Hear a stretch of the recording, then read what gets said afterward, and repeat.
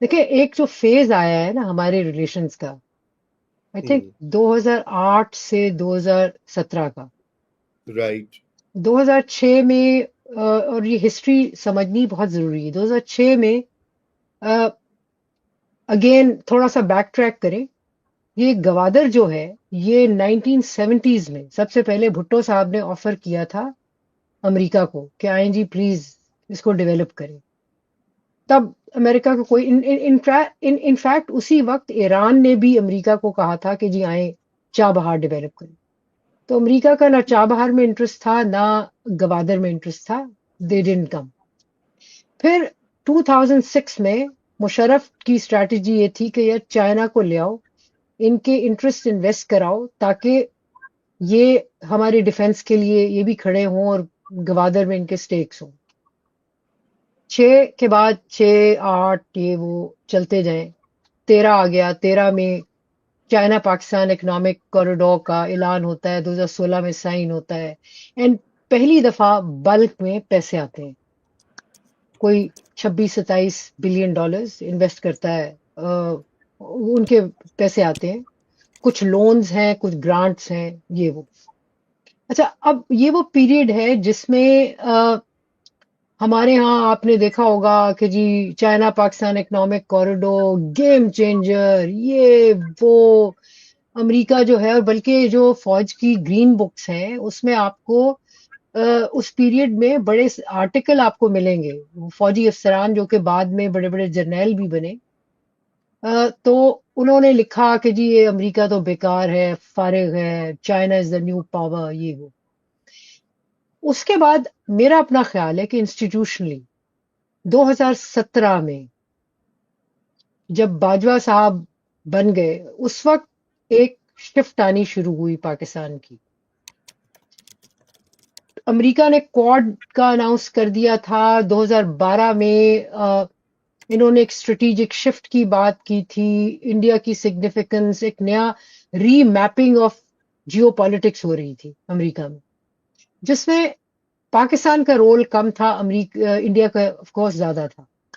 لیکن پاکستان نے 2017 میں ایک ٹرائی کرنی شروع کی، اور وہ ٹرائی یہ تھی کہ بھائی آپ ہمیں پتہ ہے ہم فرنٹ لائن اسٹیٹ نہیں ہے، ہمیں پتہ ہے ہم کوارٹ کا حصہ نہیں ہے، ہمیں پتہ ہے ہم ٹیبل پہ ہماری کوئی جگہ نہیں ہے، لیکن برائے مہربانی ہمیں اس کمرے میں کھڑے ہونے دیا جائے ہاں. اور ہم آہستہ آہستہ اپنی جگہ بنا ہی لیں گے. Which is what is happened now.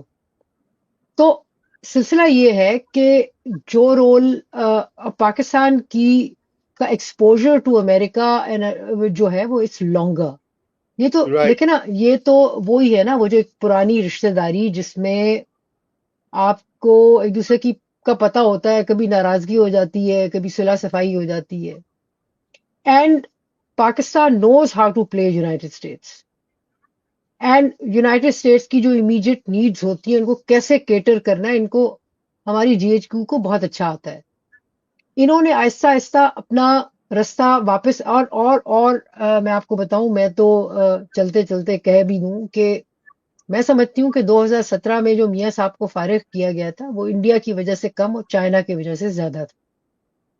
کیونکہ فوج کو ایز این انسٹیٹیوشن یہ لگا کہ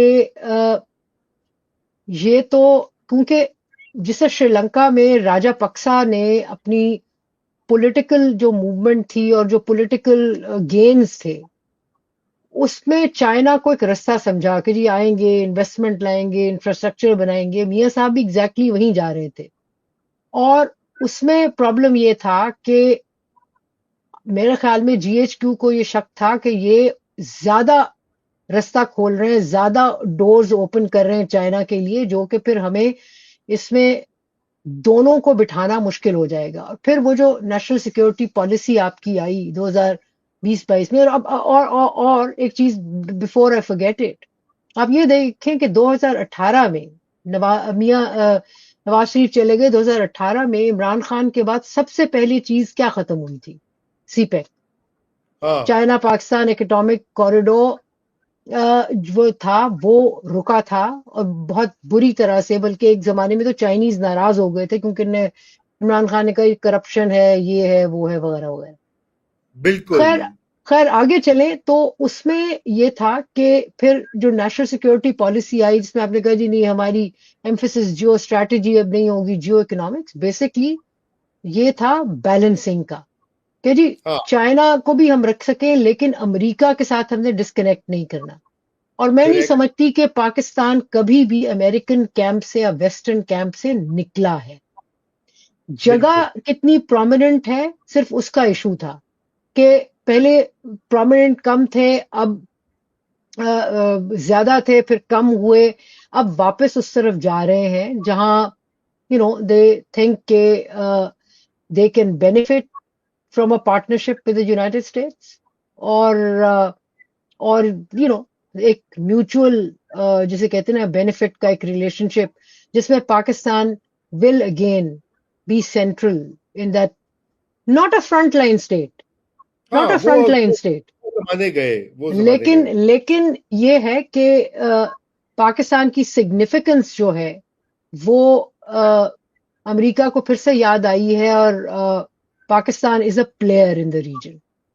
Pakistan is a player in South Asia and West Asia. بالکل بڑا اچھا آپ نے ویسٹ ایشیا سمجھ. بلکہ let me also just add کہ اس کے بعد پاکستان میں جو نیشنل سیکیورٹی پالیسی بھی آپ دیکھیں اس میں پاکستان کی ایمفسائز کیا ہوا تھا کہ the role Pakistan can play in West Asia.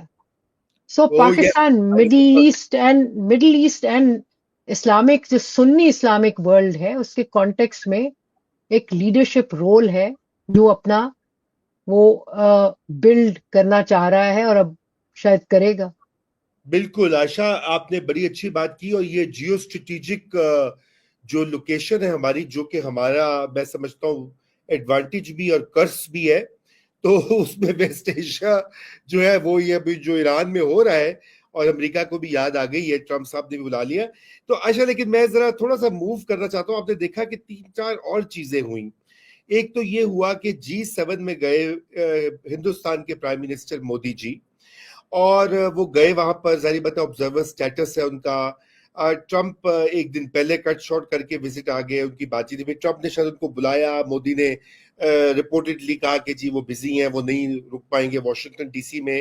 لیکن کینیڈا نے کل ایک رپورٹ جاری کر دی کہ جی کینیڈین انٹیلیجنس نے کہا کہ انڈیا جو ہے وہ وہاں پہ انٹرفیئر کر رہا ہے کینیڈین افیئرز میں. اور وہ جو پہلے الزام بھی تھا کہ وہاں پہ ایک سکھس کے اوپر اساسینیشن اٹیمپٹس بھی ہوئی، ایک تو کامیاب بھی ہوئی، کچھ ناکام ہوئی، امریکہ میں بھی ہوئی.